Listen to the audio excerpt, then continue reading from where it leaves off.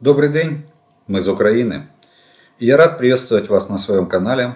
Как обычно, приглашаю подписаться, те, кто еще не подписан, поставить лайк этому видео, кому оно понравится, и тогда его смогут увидеть как можно больше людей. Ну а мы с вами начинаем очередное видео по оперативной обстановке за прошедшие сутки. И сегодня у нас на календаре 26 января, киевское время, 19 часов.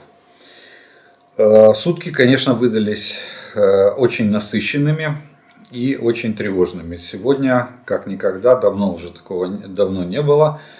И был нанесен ракетный удар. Ну, нельзя сказать, что массированный. По сравнению с предыдущими, половина от массированного. Ну, если так можно выразиться.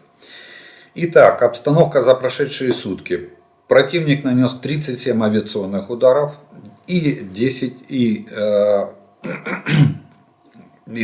65 ракетных ударов. 10 до начала за вчерашний день и 55 ракет прилетело сегодня. Причем начинали летать ракеты, шахеды первыми полетели где-то после полуночи, а ракеты уже полетели ближе к утру. Ракетные удары наносились по гражданской инфраструктуре.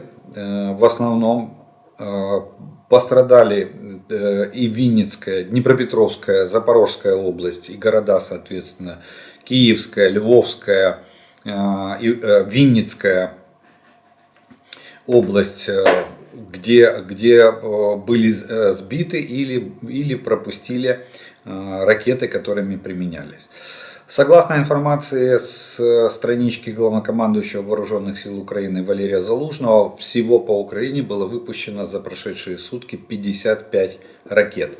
Из них 47 были сбиты на различных этапах после входа в воздушное пространство Украины. Ну, мы помним, да, и почему я сказал вначале, что половина массированного удара, потому что раньше были по 70-80 ракет, до 100 ракет доходило количество, теперь количество ракет 55. Также сообщается, что около 20 крылатых ракет было выпущено в сторону Киева.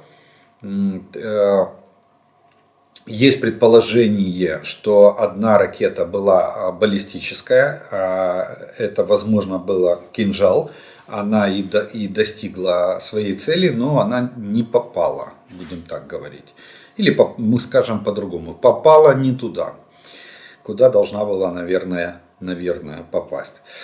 Ракеты, которые сегодня применялись, относятся к типам, это Х-101, Х-555.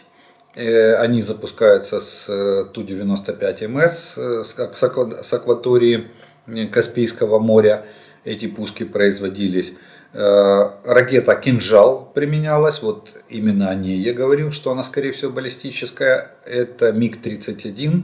Но, как утверждают и белорусские наблюдатели, и некоторые наши издания, «Кинжал» был пущен с борта МиГ-31 с воздушного пространства Российской Федерации, не с Белоруссии. Те 3 самолета, которые там находятся, было 4, один они спалили, двигатель сгорел у него. Они пускались не с белорусского. Также были ракеты «Калибр» выпущены из акватории Черного моря, Х-59 ракета с самолетов Су-35, которые тоже поднимались с территории Российской Федерации и с территории Крыма, а не оккупированного. Заходили в воздушное пространство и оттуда опускались. Вот такая сборная солянка из различных видов ракет была выпущена сегодня в течение суток по территории Украины.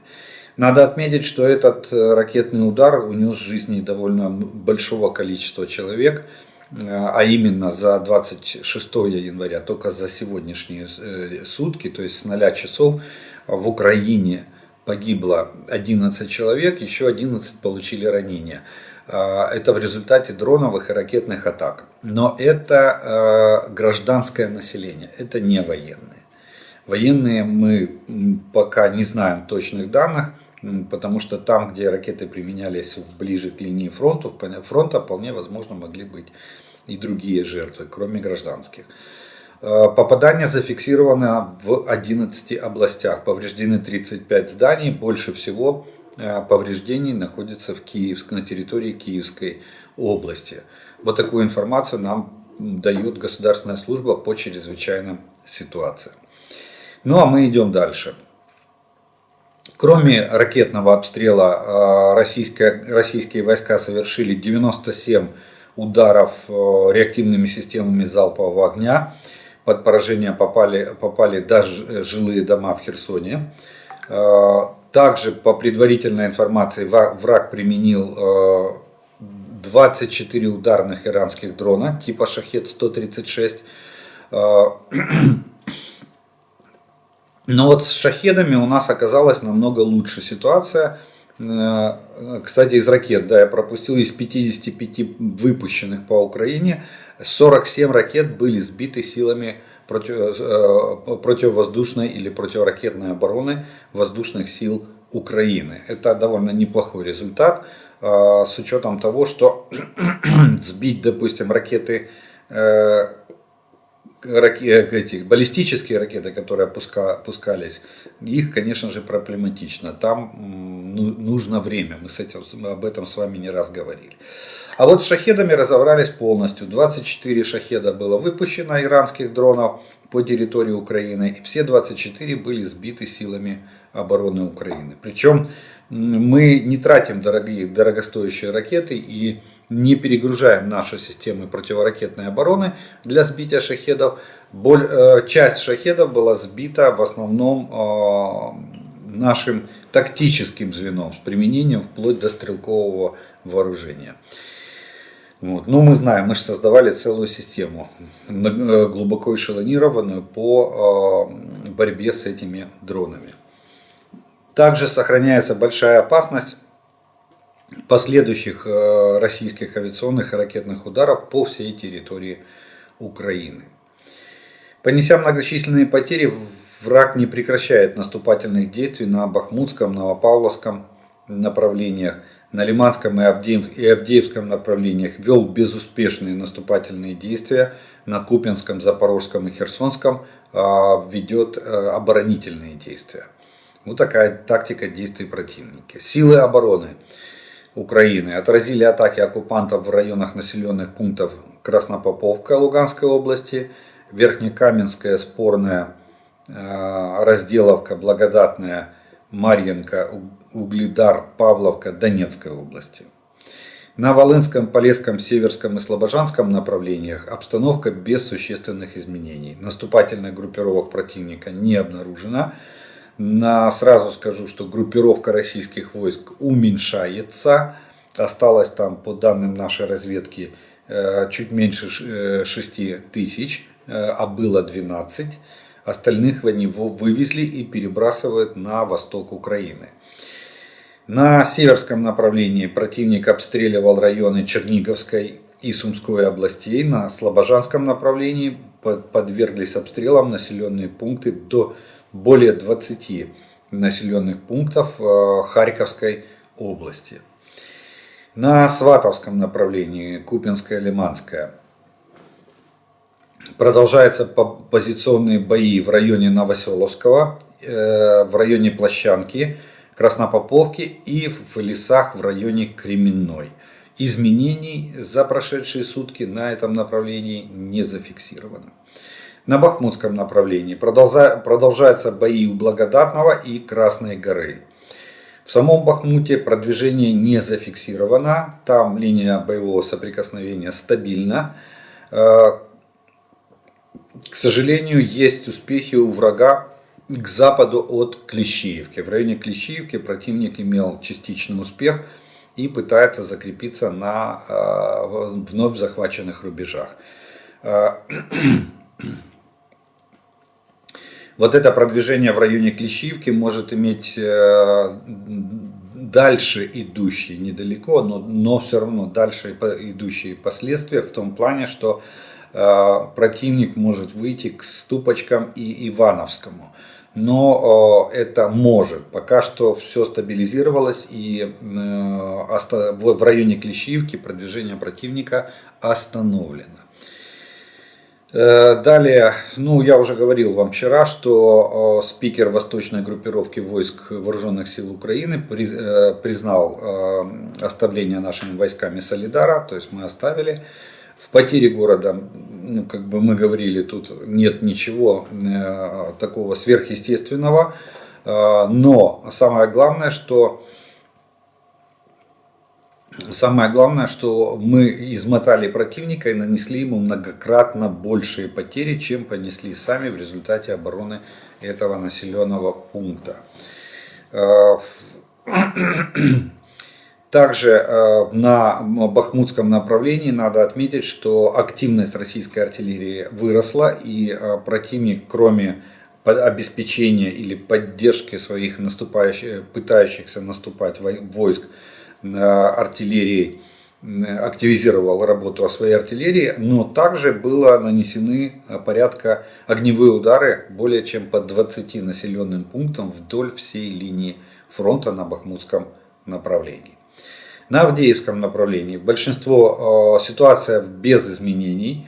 В районе дач к западу от Никольского противник укрепляется на тех позициях, на которых мы его остановили в предыдущие сутки. А в остальном ситуация на Авдеевском направлении стабильна и больших изменений не претерпела. На Новопавловском направлении российские морпехи, это дальневосточные морпехи, несут большие потери, но в основном санитарные. То есть убитых у них не так много, но раненых довольно много. В самом Угледаре по состоянию на обед 25 января враг никуда не прорывался. Прорвались только, условно говоря, московские военкоры.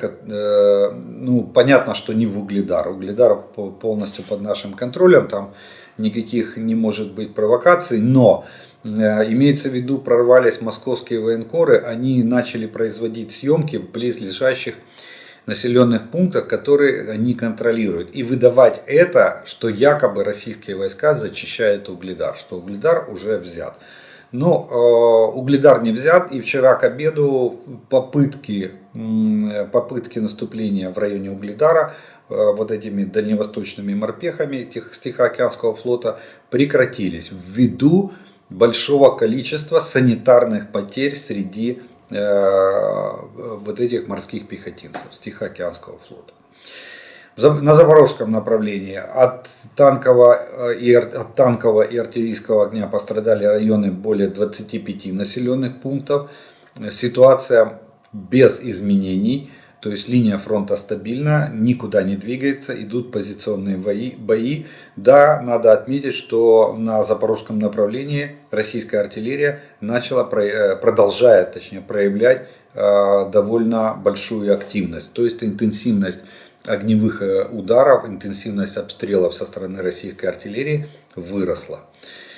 Херсонское направление. Здесь ситуация стабильная, без изменений. Единственное, что обстрелы правого берега и населенных пунктов на правом берегу, которые находятся под нашим контролем, увеличились. Вплоть до применения реактивных систем залпового огня, особенно по жилым кварталам, имеется в виду города Херсона. Есть жертвы среди гражданского населения. Далее, на временно оккупированной территории Автономной Республики Крым враг проводит подготовительные мероприятия к очередной волне мобилизации. Так что крымчане, я думаю, уже в курсе и в готовности получать повестки и выдвигаться в военкомат. Те, кто хочет. Те, кто не хочет, будет искать способ, как этого избежать. Но тем не менее, я так понимаю, в Крыму грядет мобилизация. Так, до 29 января текущего года все так называемые государственные и частные учреждения должны подать списки лиц на бронь военным комиссариатам. Это тех, кого надо оставить в тылу. Следующая массовая волна мобилизации запланирована на конец февраля. В то же время с 1 февраля текущего года все ремонтные и строительные работы на бюджетных предприятиях и в учреждениях будут прекращены, а все запланированные средства перенаправлены на обеспечение вооруженной агрессии против Украины. То есть бюджет Крыма полностью переводится на нужды войны. Все какие-то, я так понимаю, кроме там каких-то социальных выплат и зарплат бюджетников, все остальное переводится на нужды войны. Все проекты сворачиваются. Авиация сил обороны наших за прошедшие сутки нанесла 14 авиационных ударов по районам сосредоточения живой силы и техники противника. Также было нанесено 2 удара по позициям зенитно-ракетных комплексов. Кроме того, уничтожены 2 вражеских самолета Су-25, вертолет К-52, 4 БПЛА типа Орлан-10 и 1 беспилотник типа Суперкам.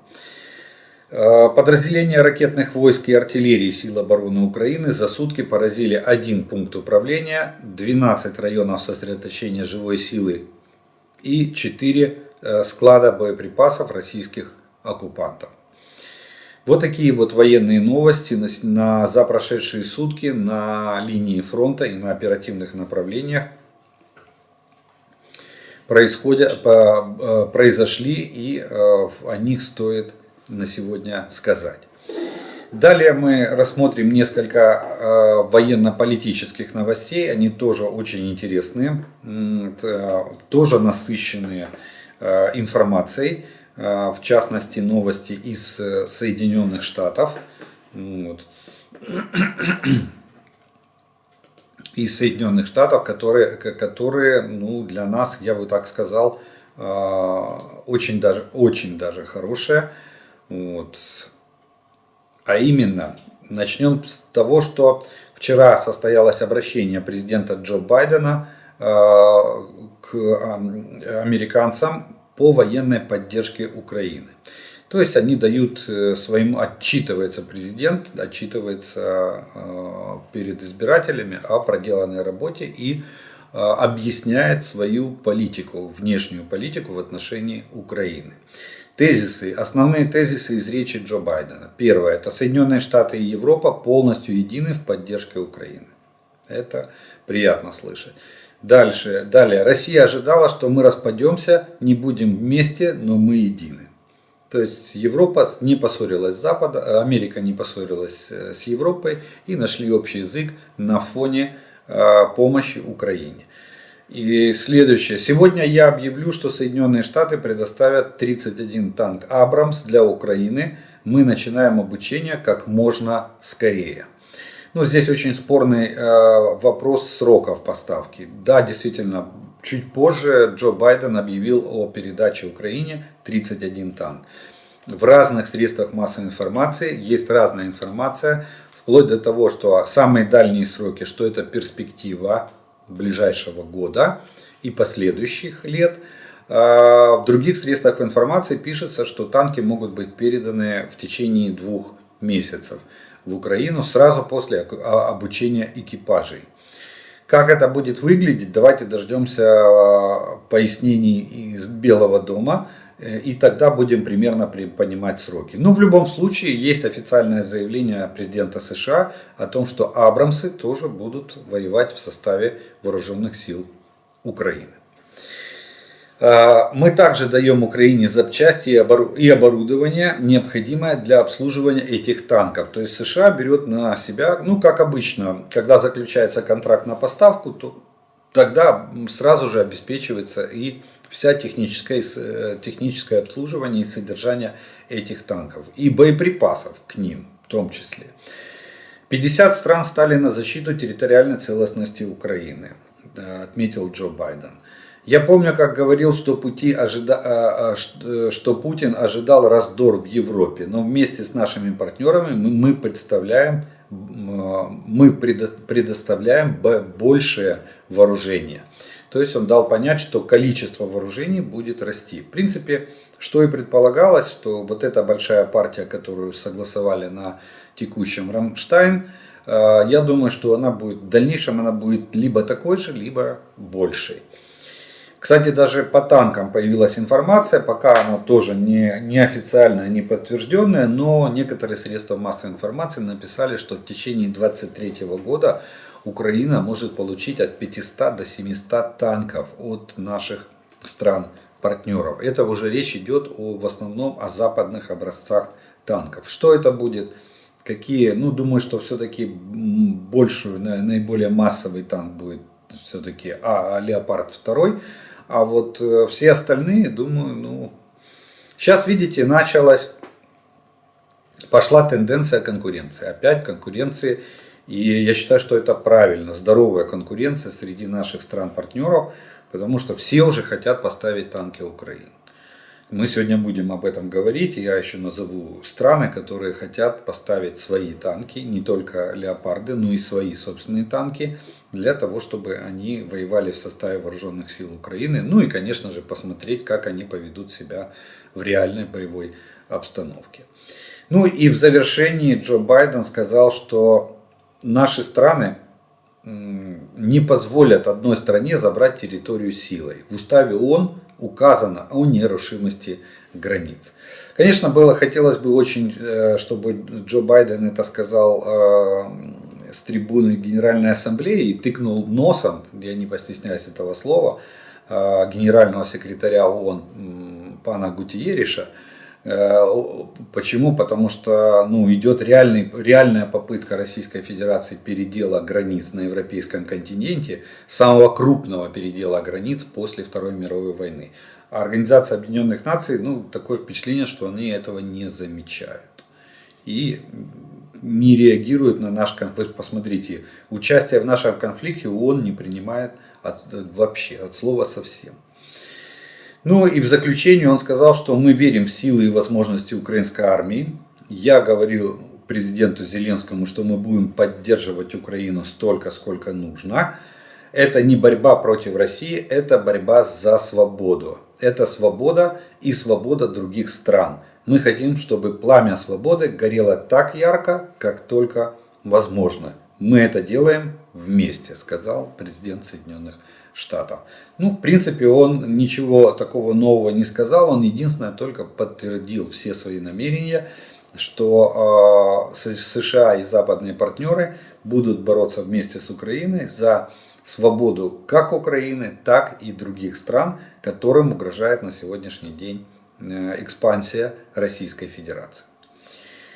Следующая новость. Я уже сказал, что он объявил о предоставлении нам 31 танка «Абрамс».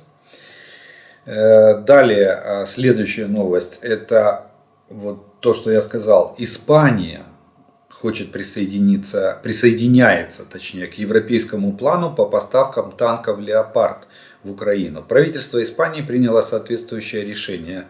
Об этом пишет газета «Эль Паис».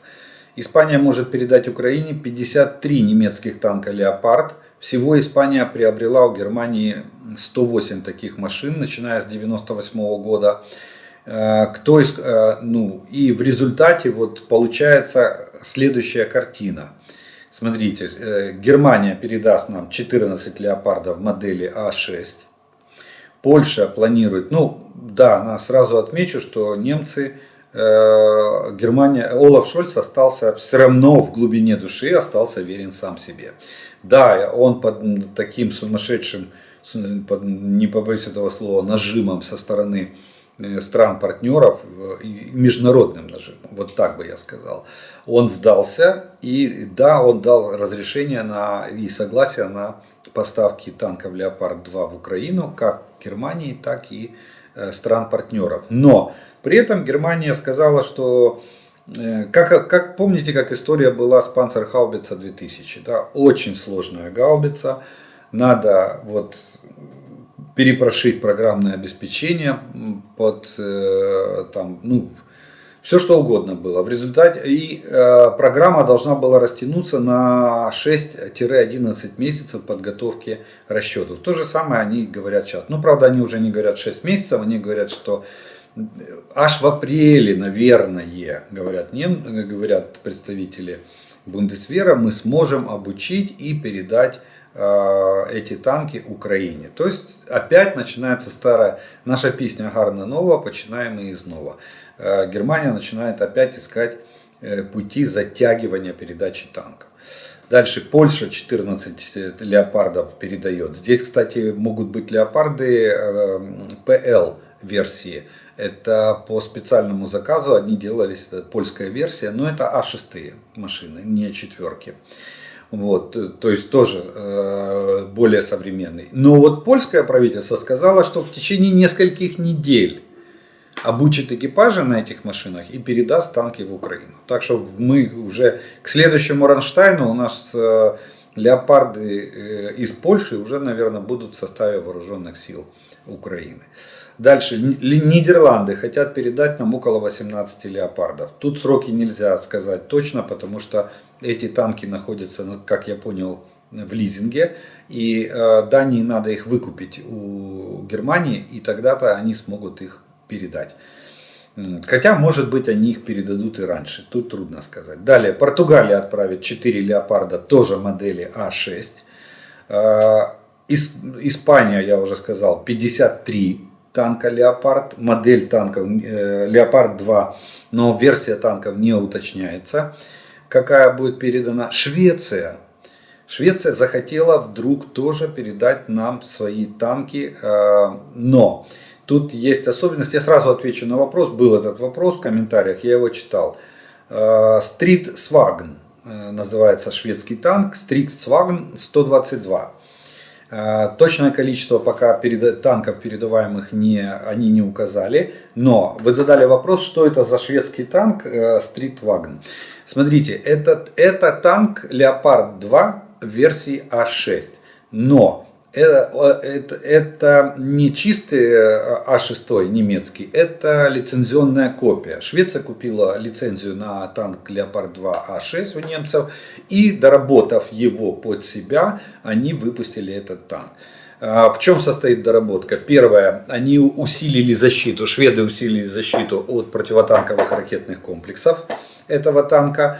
Они адаптировали этот танк для ведения боевых действий в условиях шведской местности. Кстати, очень хорошая адаптация. Они улучшили его характеристики при ведении боя в лесных массивах, что для нас характерно, и в условиях городской застройки. Этот танк может лучше себя чувствовать и более приспособлен к ведению боя в условиях городской лесистой местности и плотной городской застройки.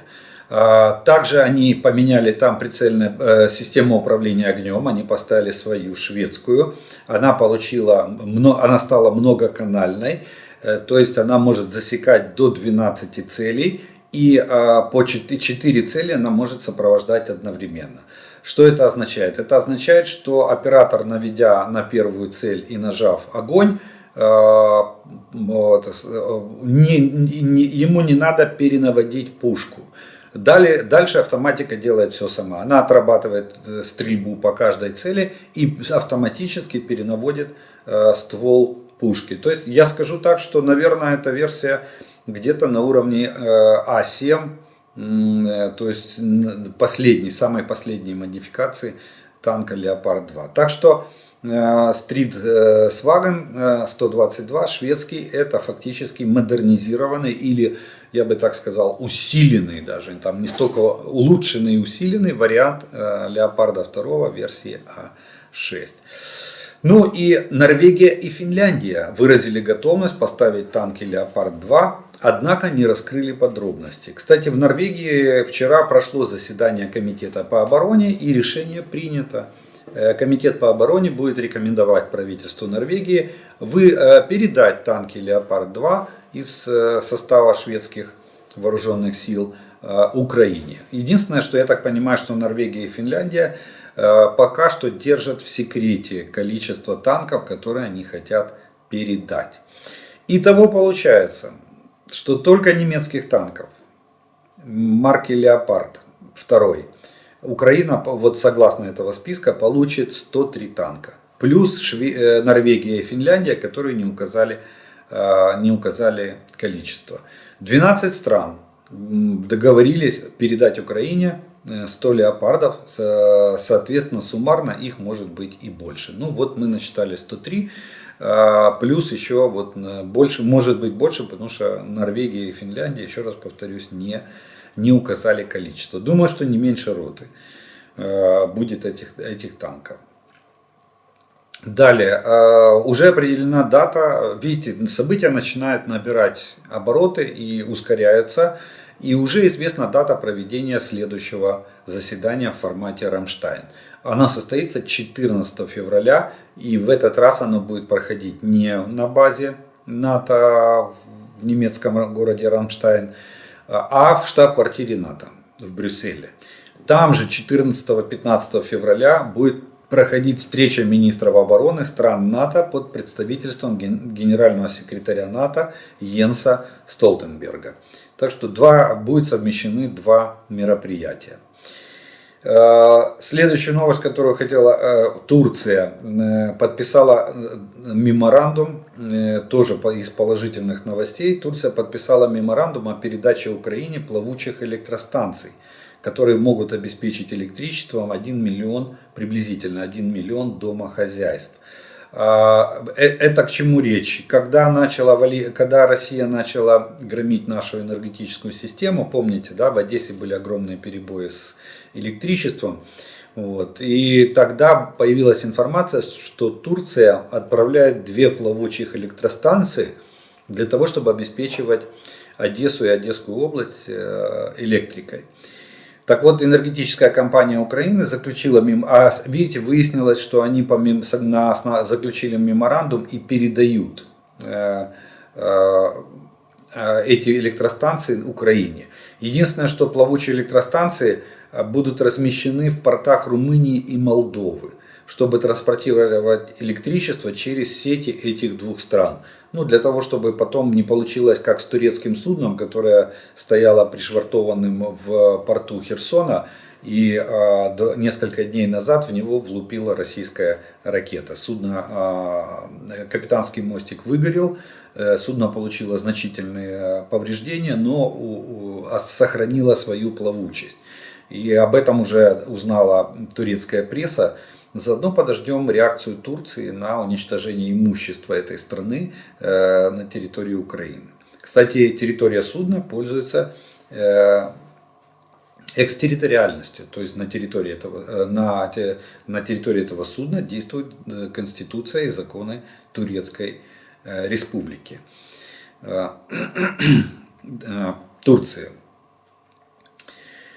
Следующее тоже, сегодня какой-то шквал такой приятных новостей. Я вам говорю, что вот то, что собирается признать, ее признали, кстати, ЧВК Вагнера признана транснациональной криминальной организацией. Так что теперь даже вот то, что они там действуют в Африке, да, наемники ЧВК Вагнера, их могут отлавливать спецслужбы или уничтожать. Кстати, наемников не берут в плен, чтобы вы знали. Они подлежат уничтожению. Только если они добровольно сдаются в плен, да, их могут пленить. Но при этом они попадают под действие международного права и их осуждают как военных преступников. А так их можно не брать. Фактически Соединенные Штаты открыли сезон охоты на наемников Вагнера по всему земному шару. И я тогда вам сказал, что Министерство финансов, у них же своя департамент разведки, финансовой разведки, что они знают все и вся. Так вот, Минфин США уже взялся за организацию Вагнера.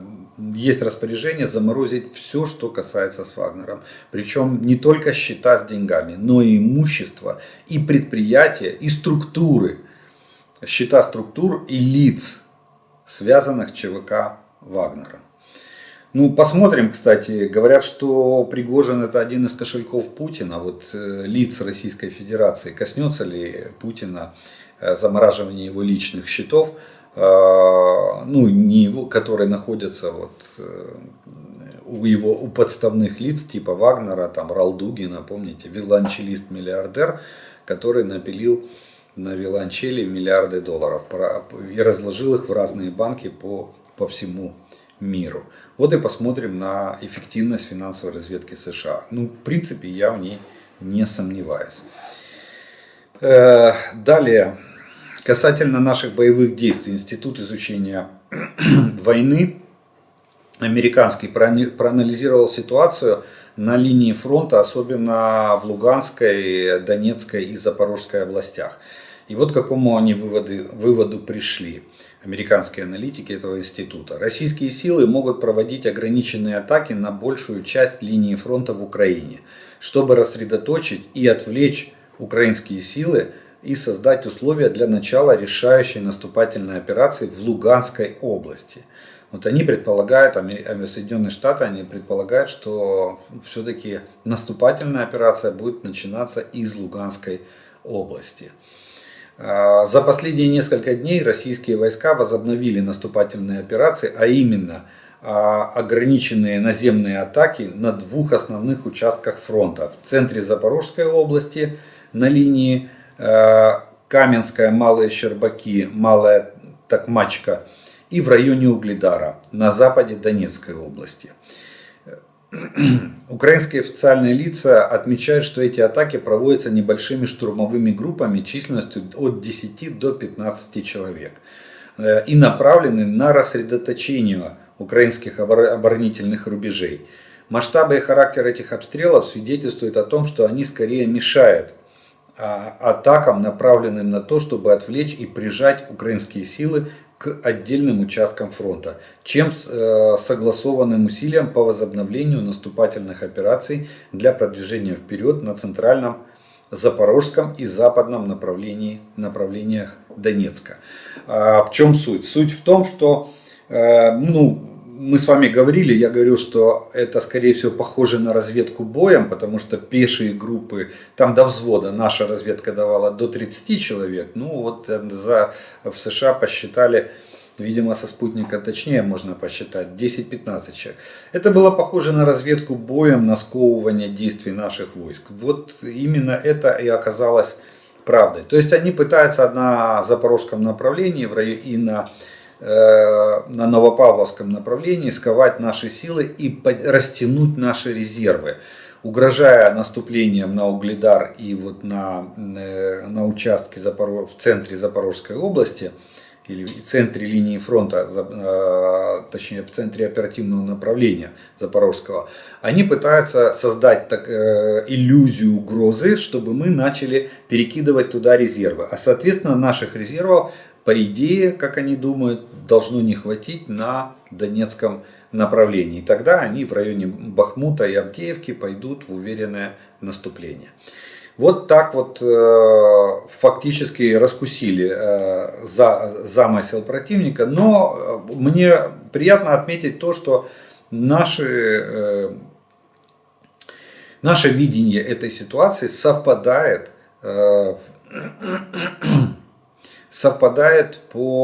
с видением аналитиков Института изучения войны, Американского института изучения войны, относительно характера ведения боевых действий. Ну и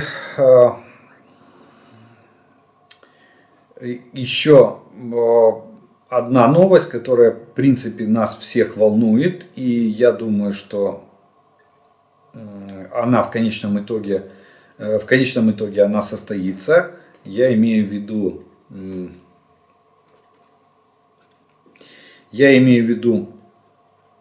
авиация, вопрос авиации. Так вот, издание «Политика» американское написало, вы знаете, да, это такое издание, которое пока что не ошибалось ни разу за год, даже уже больше. Именно в «Политика» была, по-моему, если я правильно помню, именно в «Политика» была первая публикация о том, что Россия нападет на Украину. И это состоялось 30 октября 2021 года. Они написали, что возможно будет нападение на Российской Федерации на Украину. Так вот, издание «Политика» пишет, что западные союзники обсуждают поставки истребителей Киеву. И это издание утверждает со ссылкой на свои источники, что в кулуарах НАТО начались дискуссии о поставках Украине реактивных истребителей. Теперь, когда решение по отправке американских Абрамсов и немецких Леопардов принято, и началось движение по переброске этих танков в Украину, потому что некоторые, ну тут еще надо добавить же челленджеры вторые, тоже. Причем челленджеры, я так понимаю, челленджеры, скорее всего, британские самыми первыми появятся в Украине, потому что было заявлено, что первых 4 танка буквально в течение одной недели, ну, я так понимаю, на этой неделе должны уже появиться в Украине.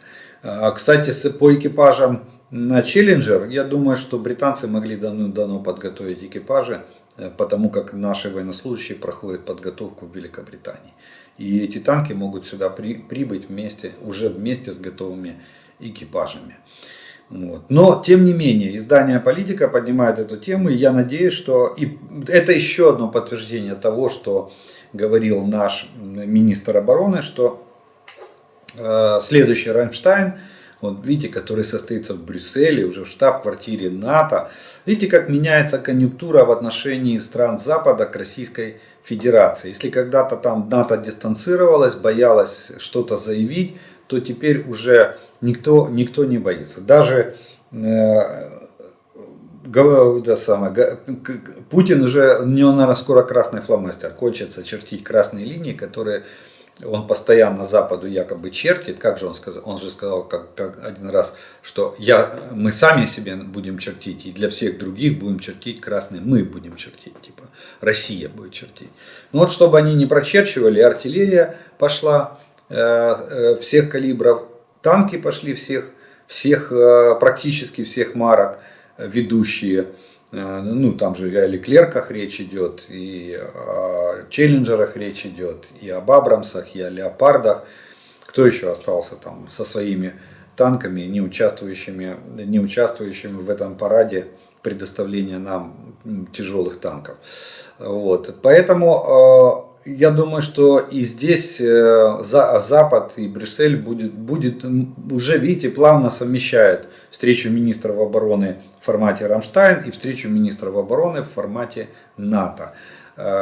Стран-партнеров, которые помогают Украине. Так что может быть будет обсуждаться вопрос и передачи каких-то самолетов, может быть, из состава войск НАТО в Европе для нужд Украины. А может, ракет. Почему? Потому что у нас осталось 2 позиции, которые мы до сих пор не получаем от наших западных партнеров. Это ракеты и средней и малой дальности и самолеты.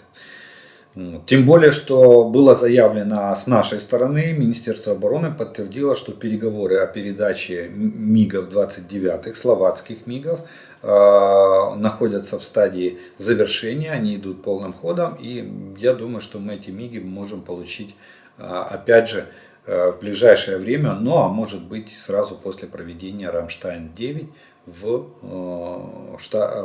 Брюсселе. Ну что ж, вот такая вот военная и военно-политическая картина состоялась за прошедшие сутки. На этом мы первую часть нашего видео заканчиваем. И я по традиции сделаю паузу. У вас есть время подписаться на мой канал, поставить лайк этому видео, если оно вам нравится, и тогда его смогут увидеть как можно больше людей. Ну и через некоторое время мы дальше продолжим.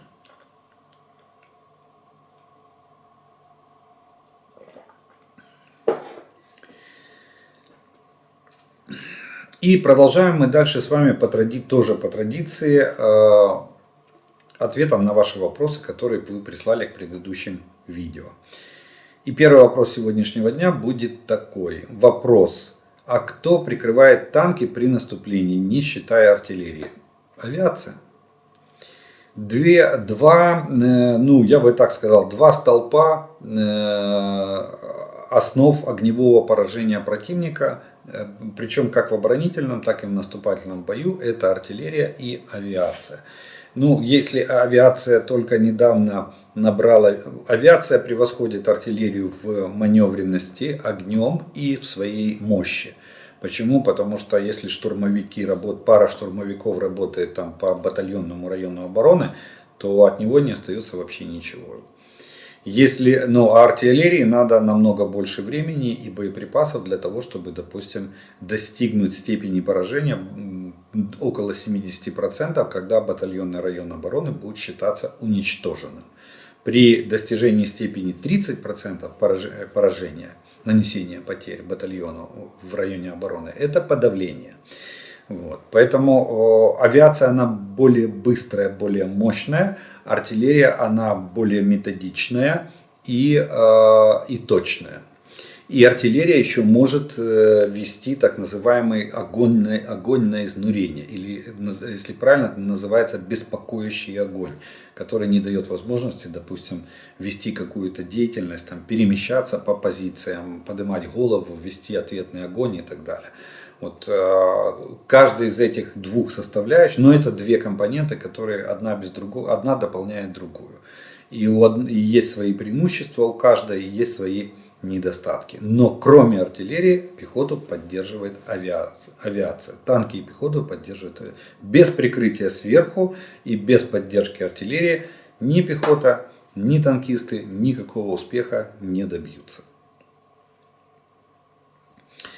Добрый день. Подскажите, пожалуйста, в чем принципиальная разница между модернизируемым Т-64 и Т-72? Ну, смотрите, давайте так начнем. Начнем с того, что Т-72 появился благодаря появлению Т-64. Об этом я уже рассказывал неоднократно. И в общем, это уже известная история, причем, кстати, она была озвучена с российских источников информации, в частности, российский журнал «Вооружение России» или «Оружие России», так он, по-моему, называется. Вот. Так вот, в чем принципиальная разница? Разница в конструктиве. Это два разных по конструктиву танка. Ну, например, по двигателю Т-64 имеет оппозитный двигатель 5 ТДФ, в модернизированной версии 6 ТДФ. А Т-72 у него двигатель V-образный, дизельный, 12-цилиндровый. По мощности пусковой установки они примерно одинаковые. Даже у 72-ки двигатель чуть-чуть помощнее будет, чем у Булата, у Т-64БМ. Вот, мы говорим про модернизированные версии Т-72Б3 и Т-64БМ Булат. Это две модернизированные версии. Вот. Но в этом, соответственно, ходовая часть у них тоже отличается, так как типы двигателей разные. Далее, по защите, давайте так, по весу они примерно одинаковые, по калибру пушки у них одинаковая пушка, но тут есть особенности. У обоих танков есть автомат заряжания.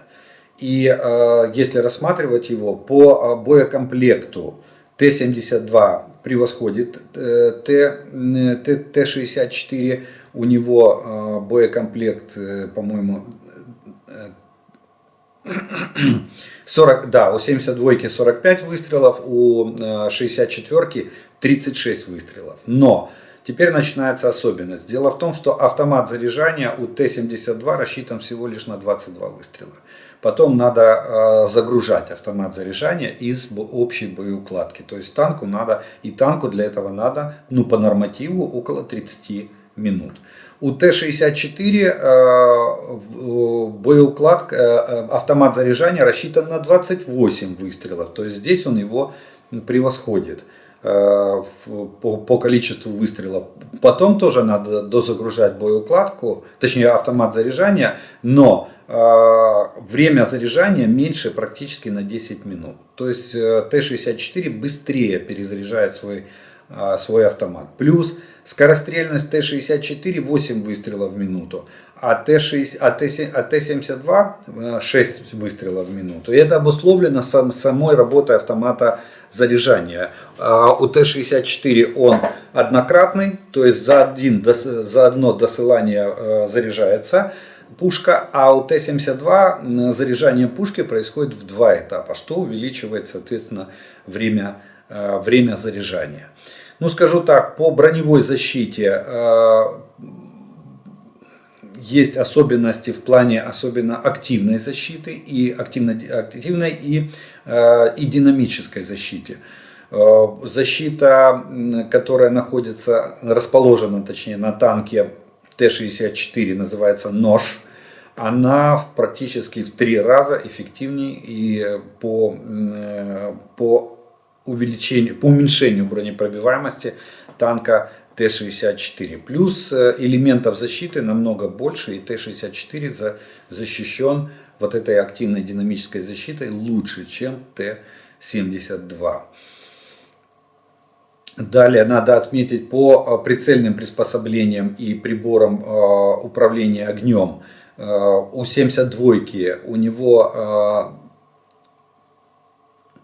него один ночной канал, и он находится только у наводчика, то есть командир получается ночью практически слепой. У 64-ки есть тепловизионный канал для командира и для наводчика, то есть они ночью видят оба хорошо. По двигателю еще хотелось бы отметить, что моторесурс работы двигателя на 64-ке составляет 500 часов, моточасов, на 72-ке он составляет всего-навсего 200 часов. 72-ка, кстати, страдает перегревом двигателя. Он и при экстремальных условиях, особенно в условиях большого запыления, ресурс двигателя Т-72 уменьшается не в разы, но значительно уменьшается. Это является огромным недостатком. То есть намного меньший моторесурс двигателя и ходовой части танка Т-72. Но это не удивительно. 72-ка, она создавалась как дешевая версия, еще раз напомню, более дешевая версия для массового производства танка Т-64. Поэтому у 64-ки больше преимуществ в этом плане. Ну и плюс мы модернизировали 64-ку до версии БМ-Оплот с учетом уже натовских стандартов, западных технологий. А в Российской Федерации Т-72 модернизировали в версии Б3 только с применением отдельных элементов западных технологий. Ну вот, допустим, они ставят там французский прицел на них, а у нас ставится уже система управления огнем танка.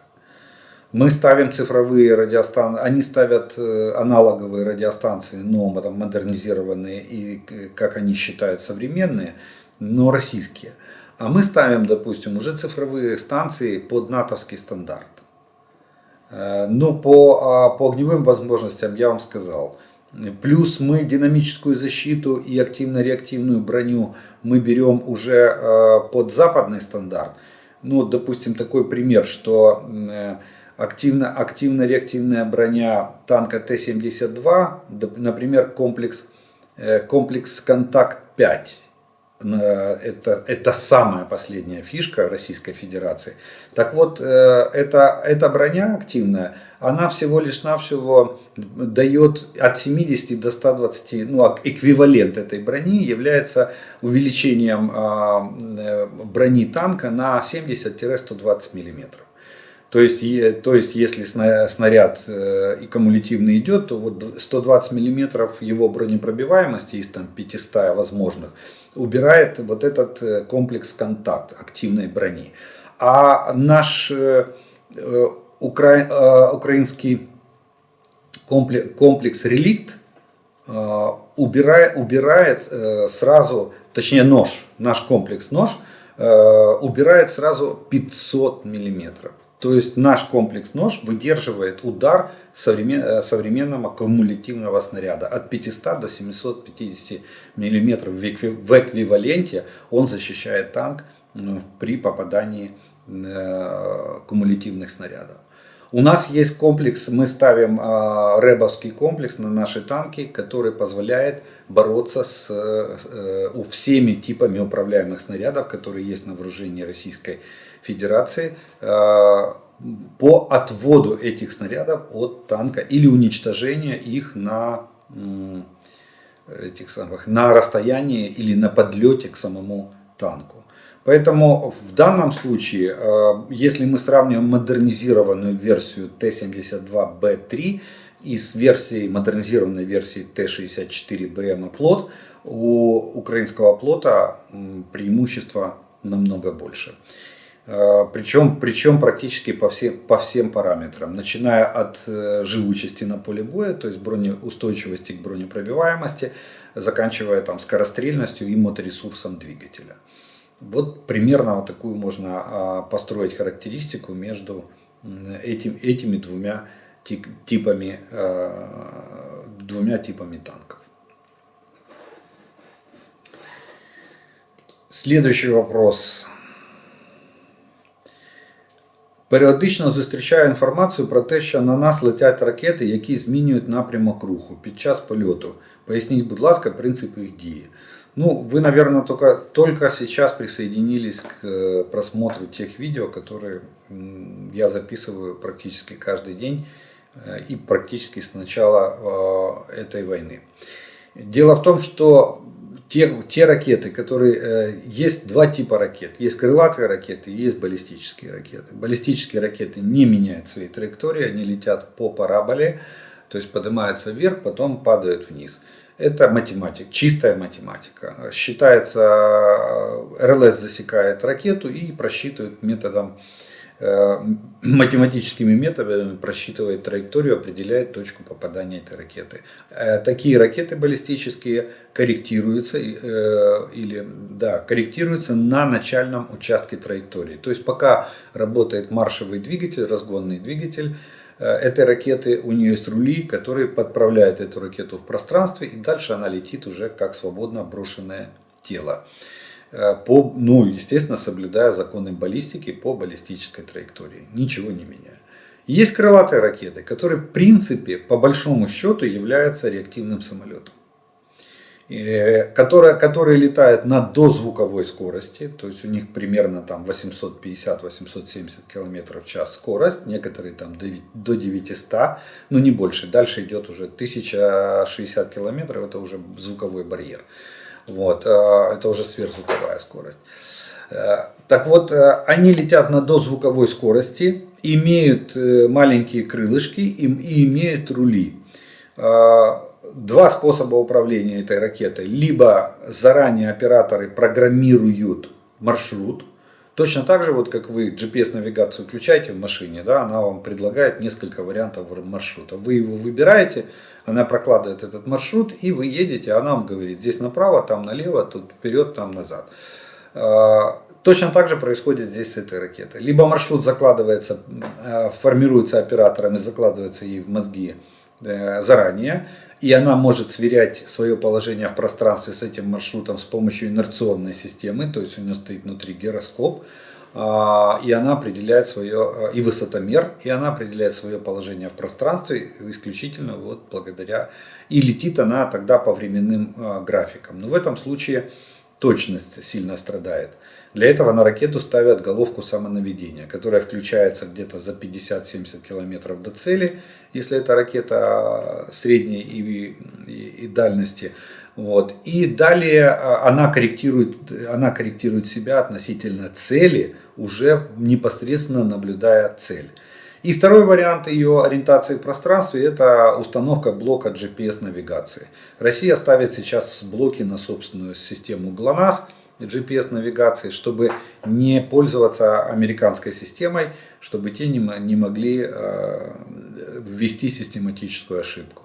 Соответственно, тогда она вообще едет, летит точно так же, как едет машина по маршруту. То есть она привязывается постоянно, но корректировка ее за счет отклонения в пространстве от координат цели, от конечной точки, ее ориентировка происходит точно так же за счет головки самонаведения, которая активируется непосредственно перед самой целью на конечном участке траектории. Вот так эти ракеты летят, это крылатые ракеты, поэтому они так и опасны. Единственный это самый большой их недостаток, который позволяет с ними довольно легко бороться, это их малая скорость. Если ты ловишь ракету в этом районе, и она в этот момент пролетает через район работы с системой ПРО, она не меняет свою траекторию, как ей было заложено, а идет по прямой, то тогда с ней бороться довольно легко. Если она изменяет траекторию, то тут уже намного сложнее.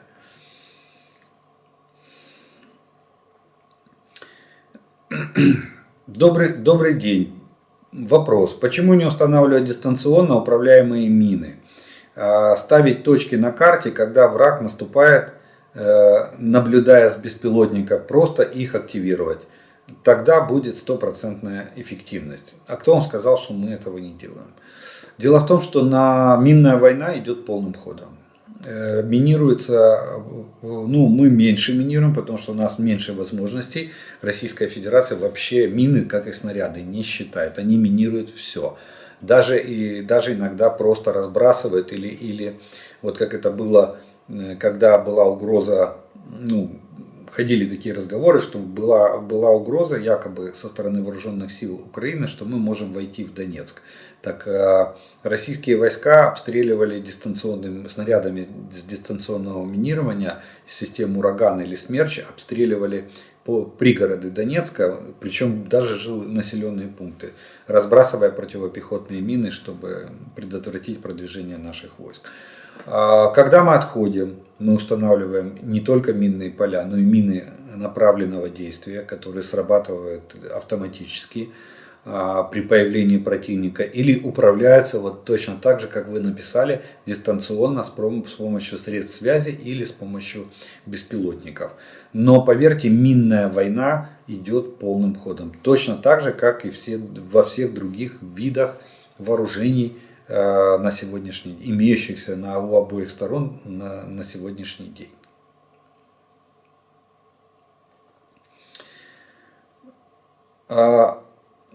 Здравствуйте, ответьте на вопрос, какие военные в приоритете на обучение в других странах, кто отбирает и по каким критериям. Вы как-то говорили, что обучаться системам ПВО поехали ребята, которые даже не имеют срочной службы. Как так?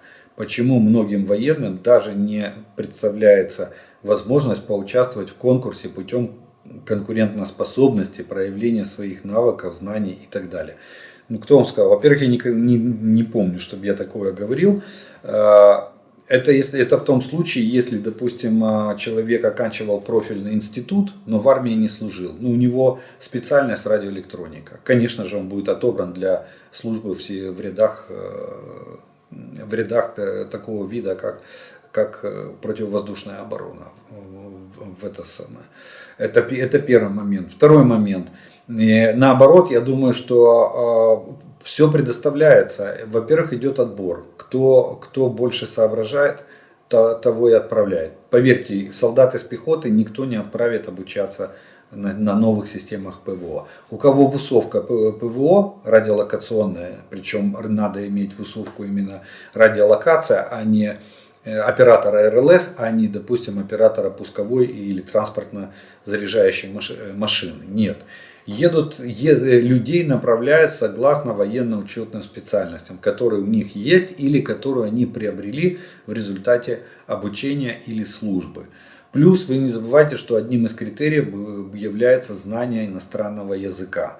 Потому что, да, инструкторы говорят на русском языке или на украинском языке, но не всегда есть переводчики, которые переводят и для наших солдат, то есть дают возможность общения, но и знание языка тоже является критерием для отправки. Поэтому вот все, что вы написали, оно все соответствует. И конкурсный отбор, я думаю, что вряд ли проводится. Все равно по рекомендации командиров отбирается личный состав, который убывает на обучение. Причем в основном это даже больше применяется из числа частей резерва, которые либо вышли на переформирование. Ну, понятно, что с боевого дежурства никто снимать людей не будет. Плюс вы же не забывайте, что те, которые на боевом дежурстве, они имеют самый большой опыт в плане применения тех систем, на которых они служат. Потому что навык это приобретаемая черта. И навык с каждым боевым пуском навык увеличивается. Это уже доходит, профессионализм доходит до стадии автоматизма. Вот. И поэтому это самые ценные люди. Этих людей никто никуда не будет отправлять. А вот из числа резерва, но профильная специальность, да, их отправляют. Плюс знание языка, по возможности, конечно.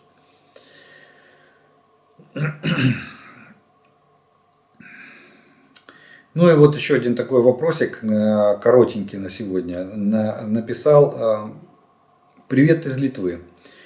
Сравнили Т-90 с Леопард-2, у которого форсированный вдребезги тысячесильный двигатель, который страдает перегревом. Но, а как же Челленджер 2? Вес выше, там тоже только 1000 лошадиных сил в английской версии. Когда это критически важно? Спасибо за ваше мнение. Перемога буде України. Ну, во-первых, давайте два слова о Челленджере 2. Да, действительно, у него 62 тонны вес, в отличие от 46 тонн Т-90. У него 62 тонны, экипаж 4 человека, но двигатель у него 1200 лошадиных сил, если мы говорим о Челленджере 2. У первого Челленджера, да, было 1000. Но британцы решили недостаток мощности двигателя, британцы решили за счет трансмиссии. У Челленджера стоит трансмиссия, которая он проигрывает в скорости, у него максимальная скорость 56 км в час. Ну, как для тяжелого танка, я считаю, что это за глаза.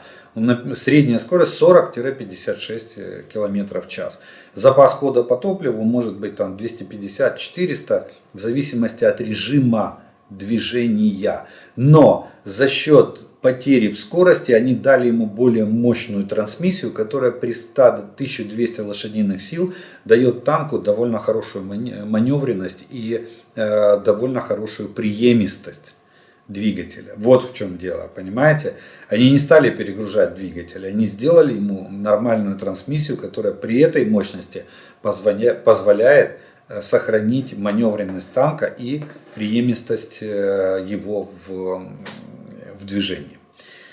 Так что Челленджер 2, хотя и тяжелый танк, но в принципе он особо не уступает по ходовым характеристикам другим современным западным танкам.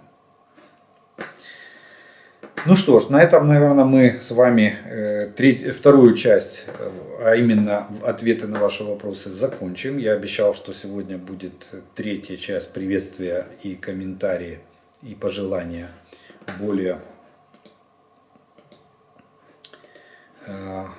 поболее, чем вчера. Поэтому мы приступим к третьей части, а это пожелания, приветствия и комментарии, которые вы прислали. Итак, первым прозвучит сегодня следующее. Уточнение по поводу Молдовы. Я нахожусь здесь в качестве беженки с марта месяца прошлого года. За это время это минимум 4 учения, которые проходят. Своими глазами видела не раз движение военной техники, а раза 3 сильно пугалась звуком артиллерии с полигонов в километрах 20 от места, где нахожусь. Так что они весь год активно ведут учения. Ну что ж, я рад за Молдову, что это действительно так. Но видите, в международную прессу, потому что это вышло за пределы самой Молдовы, такая новость просочилась впервые. Я до этого думал, что они вообще, даже разговаривая там с представителями Молдовы, они сами в некоторых разговорах говорили, что с армией у них проблемы, надо бы ее поднять на щит в условиях сегодняшнего дня. Следующий. Спасибо за информацию. Скорейшей победы Украине и поражения путинским оккупантам. Позор террористической фашистской России. Отлично, что Украина получает танки. Осталось дело за дальнобойными ракетами и самолетами. Привет из Новгорода. Поздравляю президента Украины с его днем рождения. Желаю мирного неба над Украиной и победой над расистами. Привет из Канады. Уважаемый Олег, я уроженец Кривого Рога. С 92-го живу в Израиле и имею предложение. Коротко про исходные данные. Мне пришлось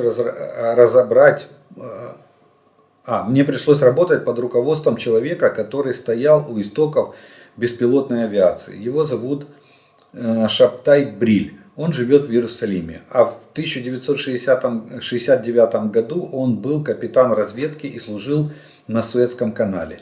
Так вот, разведчики взяли американский игрушечный самолет, привязали к нему видеокамеру и запустили над каналом. Опыт был успешным и положил начало развитию боевых дронов. Предложение: взять игрушечный самолет или сделать таковой из фанеры, поставить на него шумопроизводитель и больше ничего не надо, кроме двигателя. Запустить рой таких копеечных дронов, чтобы шумели, а под их прикрытием можно запускать боевые дроны, которых не видно и не слышно. Идея сырая, но лучше поздно, чем никогда. Спасибо большое за идею. Да, я понял. Создать с помощью роя дронов, таких фанерных с источниками шума, создать иллюзию и прикрыть на работу настоящих дронов-разведчиков. Может быть. Думаю, что кто-то нас услышит и может быть кто-то возьмет на вооружение. По поводу объединенного урана, то что Россия очень боится и решила там напугать весь мир, что не дай бог, вот эти будут объединенный уран применяться в боеприпасах, они это расценят как ядерный удар по Российской Федерации. Так вот, специалисты пишут: из объединенного урана в процессе производства компонентов для ядерной энергетики и военных целей извлекаются все радиоактивные составляющие. Так что наши природные украинские граниты и то, наверное, больше фонят, чем немецкие танковые снаряды. Угу. Видите, оказывается, гранит имеет повышенный фон радиоактивности. Но у нас в районе добычи гранита и мраморных карьеров, таковые тоже есть в Украине, ходят все с дозиметрами. Все меряют, чтобы там фон радиации не превышал естественный фон в других регионах. Так вот, видите, пишут, что объединенный уран вообще не имеет никакого отношения к реальной радиации. Хотелось бы уточнить информацию по 120 мм минометам. Мина весит примерно 12,6 кг, а радиус поражения 50 метров. Кстати, убойная сила сколько? Ускос осколков 400 метров. Я служил командиром расчета в армии обороны Израиля, поэтому владею этой информацией и имею большой опыт. Я живу в Израиле и слежу за тем, что происходит сейчас в Украине. И желаю всем жителям этой страны скорейшей победы над оккупантами. Слава Украине!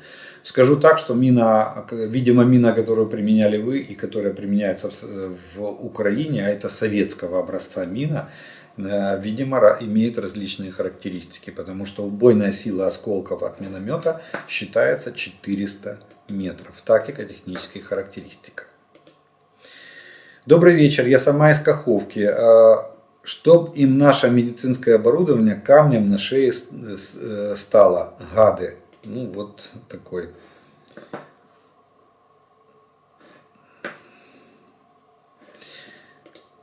Так.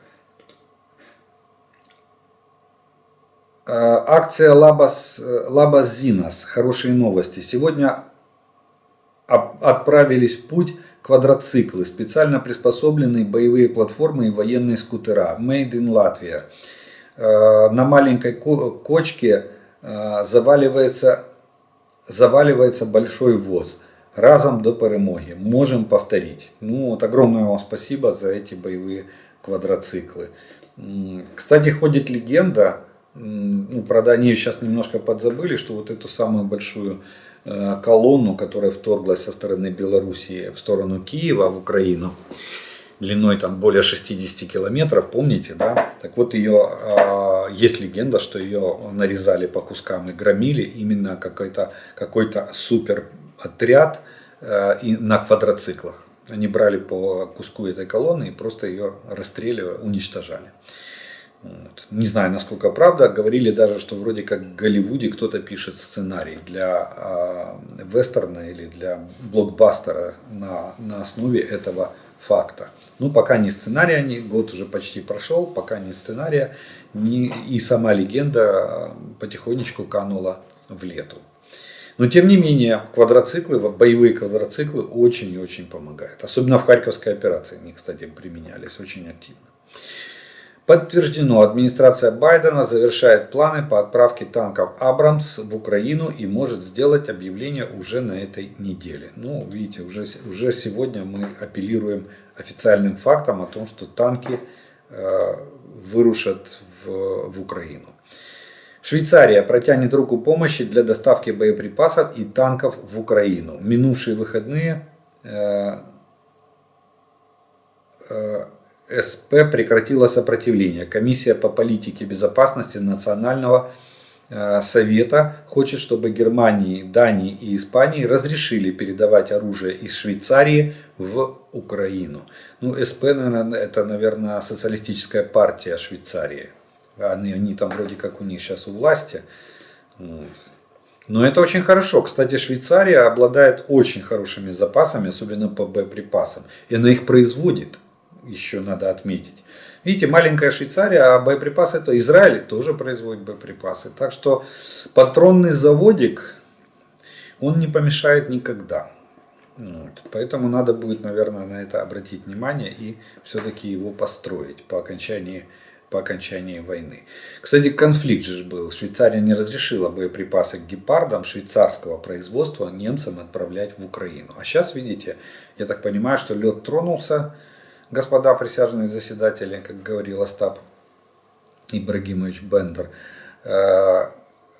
И Швейцария разрешит поставки различным странам своих видов вооружений для Украины. Ну, посмотрим. К вопросу об идеологии в армии Российской Федерации. Мне рассказывал уроженец Кабардино-Балкарии, что в их регионе готовы дать взятку за то, чтобы парня взяли в армию. Нормально оплачиваемой работы на гражданке нет, а военнослужащему платят. По их меркам приличные деньги, плюс возможность военной ипотеки, так как заработать на квартиру практически невозможно. Вот вам и вся идеология. Да, мотивация, в том числе и материальная, к великому сожалению, в Российской Федерации тоже имеет место быть. И может быть даже в доминирующем порядке. Лада Калина за смерть сына это российская кредо на сегодняшний день. Думаю, что предстоящий в феврале месяце Рамштайн по авиации также решится в целом в пользу Украины. Михаил из Подмосковья. Да, мы на это очень сильно надеемся. Ну, дождемся. Вы как-то спрашивали о канадской зимней форме. Так вот, есть она у бойцов. Вся или часть неизвестна, но ребята хвастались. Это просто прекрасная новость. Если действительно наши бойцы на передовой в этой канадской зимней форме.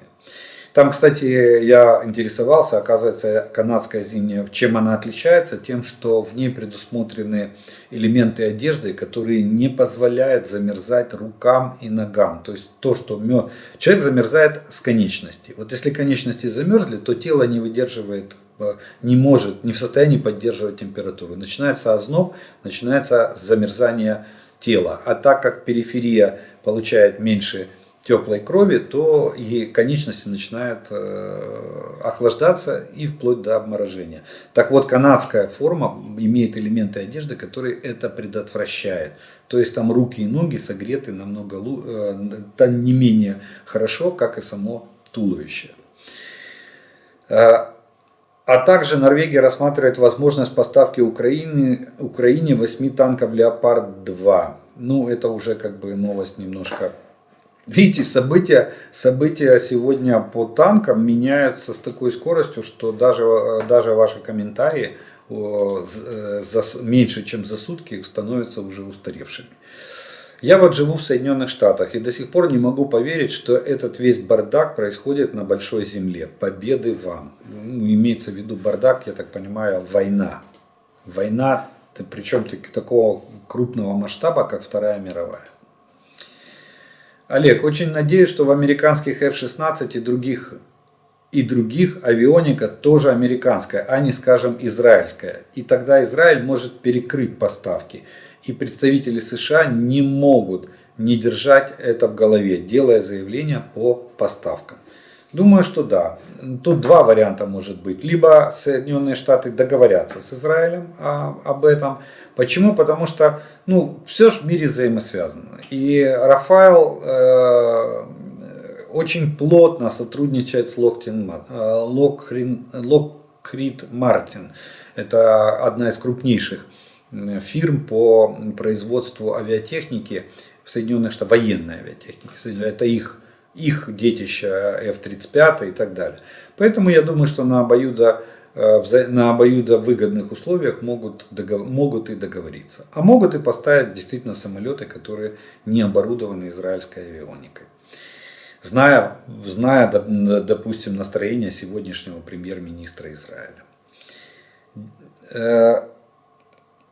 Живуть в мене знайомі 60 кілометрів від Луганська. В них є син, який ходить в школу в 9 клас. Дитину відводять і забирають зі школи хтось із дорослих. Якщо дитина буде йти сама, то її можуть вкрасти і вивезти в Росію. Чекають, коли вже зайдуть українські військові.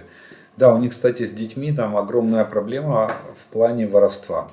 Россия как-то катастрофически, маниакально вывозит детей. Особенно даже отбирает у родителей, у живых родителей отбирают детей и вывозят в Российскую Федерацию. Отличные новости, я очень рад. Господи, храни Америку, здоровья и долгих лет жизни дедушке Байдену, счастья и процветания американскому народу. Огромное спасибо за поддержку и военную помощь европейским друзьям. Я так думаю, что это было написано по итогам Рамштайн. Ну и да, это новость, что издание «Шпигель» сообщило, что канцлер Германии Олаф Шольц принял решение направить в Украину танки «Леопард-2». Берлин также разрешил другим странам поставлять Украине танки «Леопард-2». По данным «Шпигель», решение касается танков «Леопард-2» версии А6. Другие европейские страны также планируют поставить Украине танки «Леопард-2», сообщает Reuters. Ну, посмотрим. Это из вчерашних. Вчера же у нас не было с вами этого раздела, но я уже решил зачитать. Как же хочется домой. А в Бахмуте все сложнее и сложнее ситуация. Но все равно победа будет только за нами. Храни Господь нашу Украину, наших защитников. Слава героям. Ну что ж, вот такие вот приветствия, пожелания и комментарии прозвучали сегодня в нашем с вами видео. На этом я вас благодарю за внимание, что вы досмотрели до этого момента. Еще раз напоминаю, что кто еще не подписан на мой канал, подпишитесь, поставьте оповещение, чтобы не пропускать новые видео, которые появляются на канале. Поставьте лайк этому видео, если оно вам понравилось, и тогда его смогут увидеть как можно больше людей. Отдельная благодарность спонсорам и тем, кто помогает моему каналу. Благодаря вашей помощи у меня есть возможность записывать эти видео и доносить до вас эту информацию. Ну а мы с вами продовжаємо вірити Збройним силам України. Перемога за нами. Слава Україні!